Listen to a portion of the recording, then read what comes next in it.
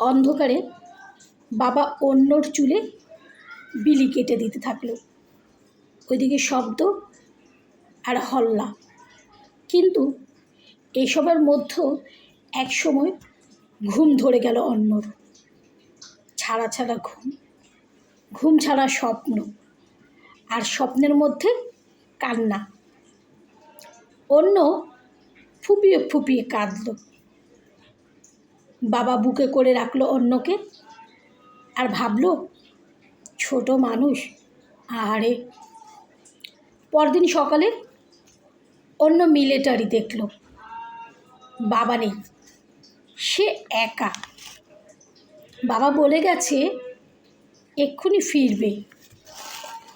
একা একা কী করে সে লেখাপড়া করতে বসলো। পড়াশোনা শেষ করলো,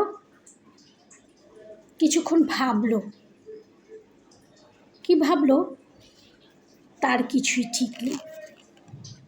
আর আপনারা ভাবছেন আমি হয়তো কবি, সাহিত্যিক কত কিছু হয়ে গিয়েছি, আর তা না হলে বুড়ো বয়সে ভীমরতি ধরেছে। আসলে সেসব কিছুই না। এই যে কাগজের ঠোঙা, এই কাগজের ঠোঙাটায়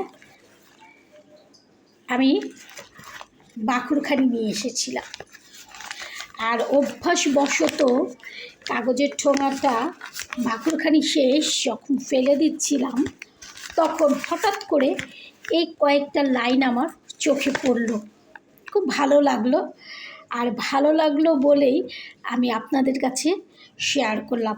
আসলে এটা কোনো গল্প বা উপন্যাস কিনা আমি ঠিক বলতে পারছি না, তবে ওই যে 4 লাইন একটু পড়েই বুঝতে পারলাম মুক্তিযুদ্ধের কোনো একটা গল্প হবে। ভালো লেগেছে তাই শেয়ার করেছি। আর আমার মতো এরকম অভ্যাস আপনাদের কার কার আছে আপনারা কমেন্ট বক্সে জানাবেন।